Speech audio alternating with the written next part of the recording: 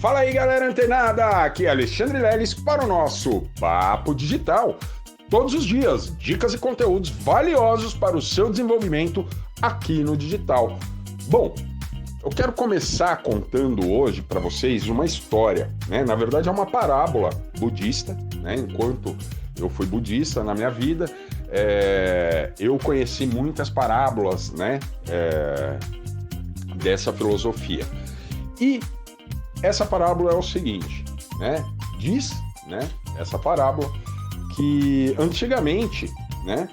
Lá no Japão, para todos devem saber, o Japão ele não é, né, um continente tão grande assim como o Brasil, né? Outros continentes, África e tal. Ele é apenas uma ilha, né? No Oceano Pacífico. E a alimentação base dessa população, né? Desse país é o peixe, né? Para todos nós sabemos que o japonês ele gosta de comer muito peixe, né? Então lá nos primórdios, né? Os japoneses eles faziam ali, né? A sua pesca muito próxima à costa, né?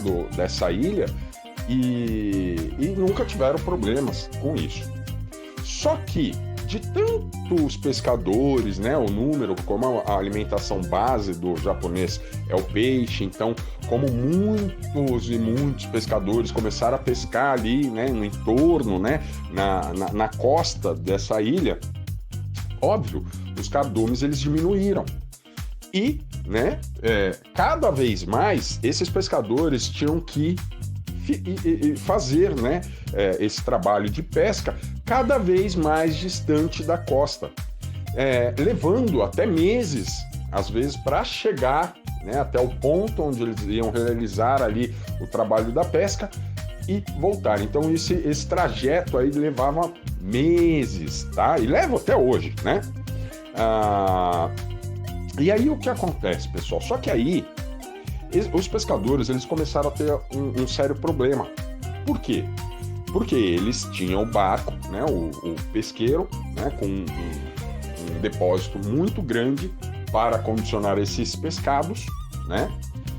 E, enfim, eles faziam esses pescados, só que quando chegavam esses peixes na costa, né, do Japão, ali nos portos e tal, para fazer o descarregamento, esses peixes, eles já não estavam tão vivos.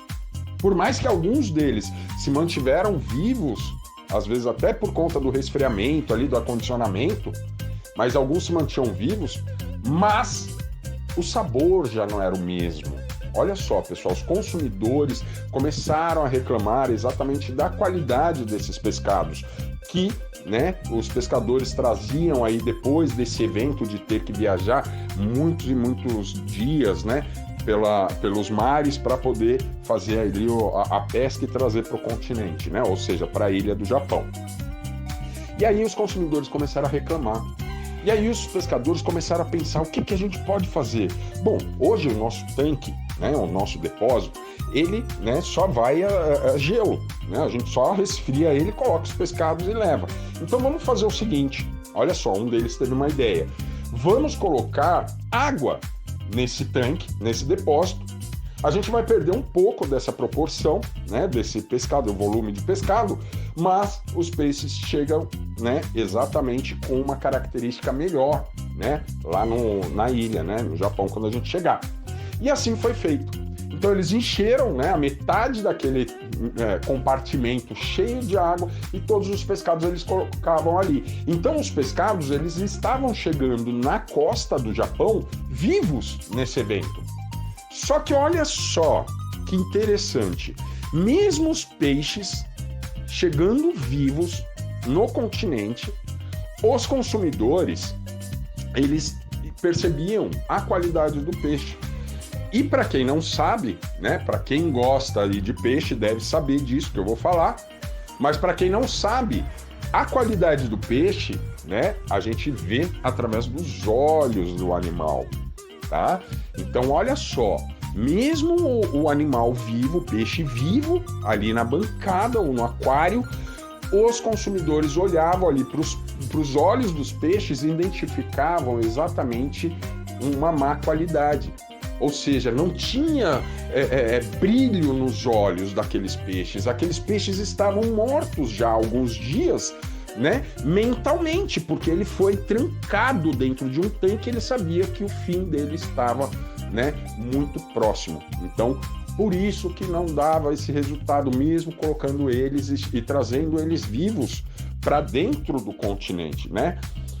E para não delongar muito mais, pessoal, né, essa parábola ela finaliza, tá, com uma grande ideia que um dos pescadores teve. E ele foi muito contraditado, né? Ou seja, as pessoas desacreditaram dessa ideia dele, mas resolveram colocar em prática. E qual foi essa ideia? Bom, olha, se a gente colocou água e os peixes estão chegando já com, né, a aparência, né, de morbidade, de morte, vamos fazer o seguinte: vamos colocar um tubarão vivo dentro desse tanque. Aí ele foi questionado: poxa, mas o tubarão vai comer 50% do que a gente pescar. Não, legal, mas provavelmente quando a gente chegar na costa do Japão, né, para ofertar, né, vender os nossos pescados, esses peixes estarão completamente vivazes. Por quê? Porque tem um tubarão correndo atrás dele o tempo todo. Nesses meses e meses de retorno à costa, tem um tubarão atrás daqueles peixes, e os peixes têm que se manter ativos, vivos e nadando, fugindo daquele tubarão durante todo esse período. Então, quando chegar na costa, chegou na costa, esses peixes estavam completamente vivos, completamente vivazes, cheios de energia. Por quê? Porque passaram o tempo todo, desde que foram pescados, correndo, fugindo de um grande tubarão para não ser comido. Então, pessoal, essa é a parábola que eu quero trazer para você e levar a reflexão. Qual tubarão você está colocando dentro do seu aquário?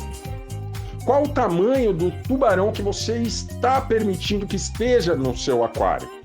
Porque, pessoal, de acordo com essa parábola, se a gente não tiver um tubarão nadando 24 horas por dia atrás da gente e a gente fugindo dele, pessoal, a gente vai estar sempre na zona de conforto e dificilmente a gente vai conseguir realizar algum tipo de mudança e transformação na nossa vida.